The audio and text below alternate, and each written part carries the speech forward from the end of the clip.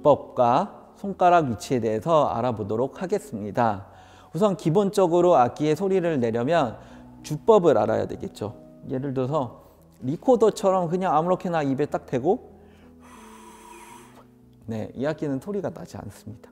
왜냐하면 엄연한 주법이 필요한 악기고 주법을 제대로 해야 소리가 나는 악기이기 때문입니다.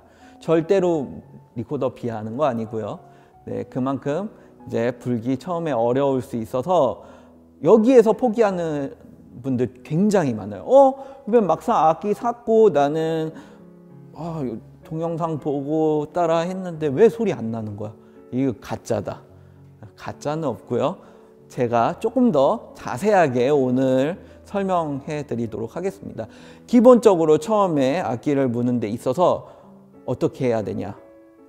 바로 이렇게 해보시는 겁니다. 한번 따라해 보실까요?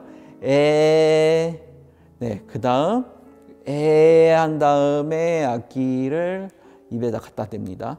기본적으로 할 때 밑에 입술이 말리게 되죠. 그 상태, 말린 상태로 악기 무셔야 돼요. 절대로 이빨로 밑에를 대는 것이 아니에요. 그래서 에에서 밑에 입술에 리드를 대고 그 다음 위에 이빨로 이 앞니 두 개로 위에를 고정시킵니다.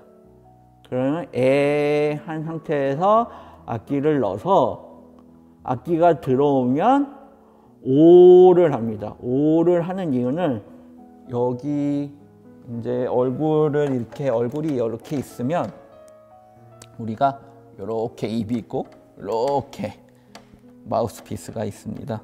마우스피스가 이렇게 악기 알아보시겠죠? 이렇게 악기가 있으면 우리가 여기 이렇게 팔자로 떨어지는 주름 있다고 하는 부분 있잖아요. 거기에 근육이 있어서 이제 주름이 생기는 건데 여기에 힘을 줘서 다시 했던 걸 오 해서 다시 입을 모아줍니다. 그냥 한번 실제로 해볼까요? 오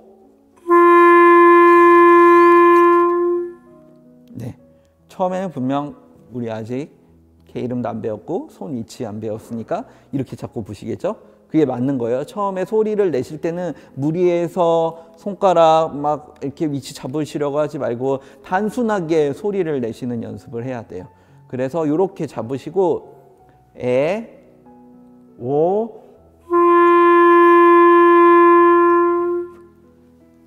그래도 안 날 수 있어요. 왜 안 날까요? 호흡이 부족해서 그렇습니다. 보통 우리가 이렇게 휴지 이렇게 부는 호흡량으로는 소리가 잘 안 나요. 그래서 어느 정도로 호흡을 써야 되냐? 처음에는 약간 이런 느낌으로 드셔야 돼요. 이 정도. 한번 다시 해볼까요? 이래야 처음에 소리가 나요. 물론 나무가 아닌 플라스틱 악기는 조금 더 적은 양의 호흡으로도 소리가 나도록 설계되어 있어요. 그래서 이것보다 조금 적더라도 이 정도의 호흡 쓰셔야 아마 처음에 소리가 날 거예요. 그러면 다시 무시고 오 이렇게 소리 내시면 됩니다. 처음에 잘 안 나요. 여러 번 시도해 보셔야 돼요. 한 10분 정도 시도해야 처음 소리가 딱 나실 수도 있어요.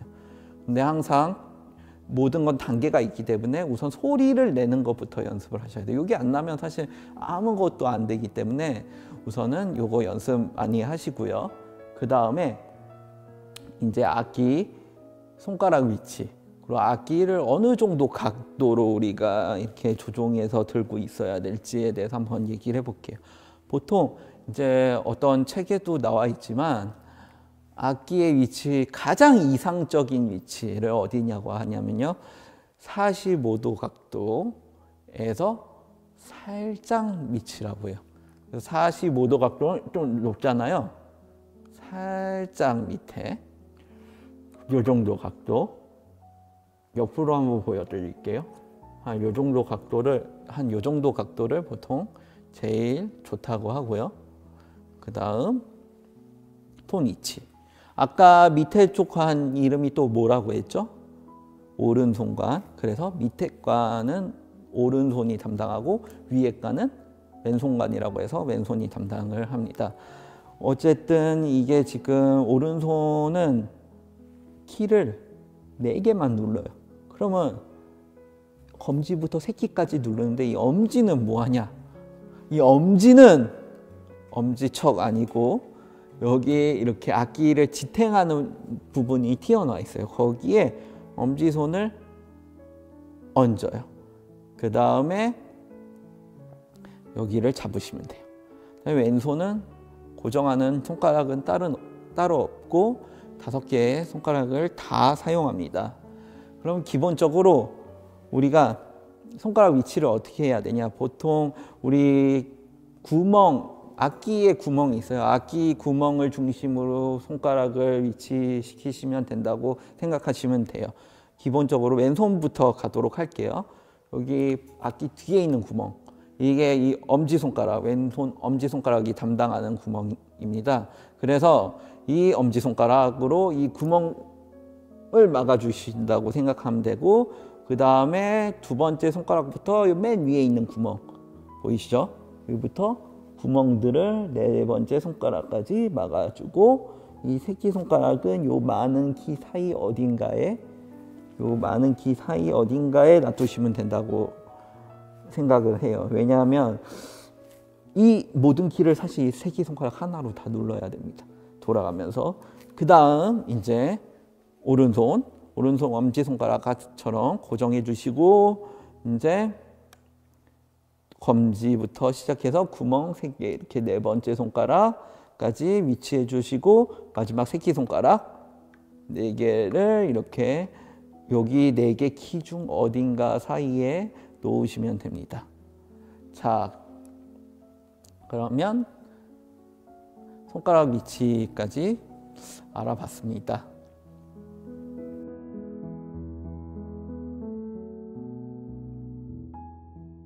그러면 마지막으로 우리 소리 내어 보기를 한번 해보도록 하겠습니다. 생각해 보니까 아까 소리를 제가 내버렸네요. 원래는 소리를 안 내려고 했는데 저도 모르게 그냥 악기를 대면 악기를 부는 버릇이 있어가지고, 그럼 마지막으로 진짜 소리 내기를 한번 해보도록 하겠는데요. 아까 저희가 주법에 대해서 이제 한번 설명을 했죠. 그 주법대로 이제 해서 소리를 내시면 됩니다. 보통 소리 낼 때 다 모든 손을 오픈하면 어떤 음이 날까요? 당연히 모르시겠죠. 보통 클라리넷은 다 오픈한 음은 솔이 납니다. 솔. 그래서 보통 솔을 처음에 연습하신다고 생각하시면 돼요. 그러면 한번 우리가 소리 내어 보도록 하겠습니다. 아까처럼 주법 하시고,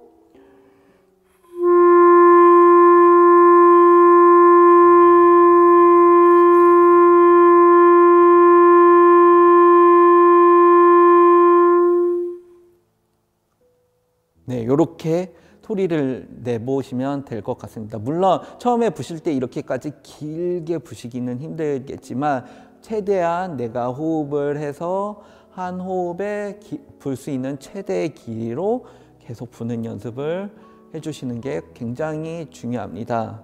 그리고 아까 얘기하다가 제가 이제 간과한 부분이 있는데, 이 아까 호흡 얘기를 하다가 호흡에 대해서 한번 얘기를 했어야 되는데 제가 그냥 지나가 버렸어요. 이제 보통 악기를 불 때 쓰는 호흡을 복식호흡이라고 해요.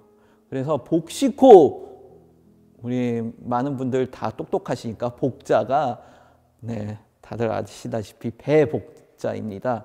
그래서 이 배에서 나오는 호흡, 그러면 이 배에서 나오는 호흡은 어떻게 해야 될까요? 궁금하시죠? 이 배에서 보통 남성분들은 복식호흡을 기본적으로 뭐 깊게는 안 하더라도 하시는 경우가 대부분이고, 여성분들은 태어날 때부터 흉식호흡을 하신다고 그래요. 그래가지고 여성분들이 처음에 여기에서 조금 고생을 많이 하세요. 왜냐하면 남성분들은 좀 하면 뭐가 되는 것 같은데, 그러고 이제 호흡이 되시는데 여성분들은 계속 흉식으로 되니까 계속 호흡도 짧고 좀만 불면 힘들고 이래서 이제 연습을 많이 하셔야 돼요. 여성분들은 어쩔 수 없이. 보통 복식호흡 어떻게 하냐? 코로 우선 숨을 쉬시면 복식호흡이 잘 안 돼요. 기본적으로 입을 크게 여시고 이렇게 호흡을 하시는 거예요. 그래서 배에 손을 얹으시고 해서 옆으로 한번 보여드릴게요. 제 배를 한번 보세요. 호흡을 우선 다 빼고 풍선처럼 배가 부풀어 오르신 게 보이시죠? 이렇게 배가 팽창해야 돼요. 이 배가 팽창한 것을 복식호흡이라고 해요. 잘 안 느껴지시면 손을 대시고 호흡을 하시는데 길게 목을 여시고 호흡이 여기에서 끝나지 않고 요 배 밑에까지 쭉 들어가서 횡격막을 이렇게 넓혀준다는 느낌이 들게 호흡을 하셔야 돼요. 그리고 이제 보통 흉식호흡을 하시게 되면 어디에서 딱 티가 나시냐면요. 흉식호흡을 하면 어깨가 올라와요. 그러니까 거울을 보시고 내가 어깨가 올라오면 흉식호흡을 하고 있구나. 어깨를 고정하시고 배에 손을 얹으시고 호흡을 하시면 될 것 같아요. 계속 반복적으로 마찬가지로 소리 내는 것처럼 반복해서 거울 보시고 연습하시면 돼요. 이게 완성이 잘 됐다. 그럼 보통 제가 아까 가르쳐 드린 주법과 호흡을 써서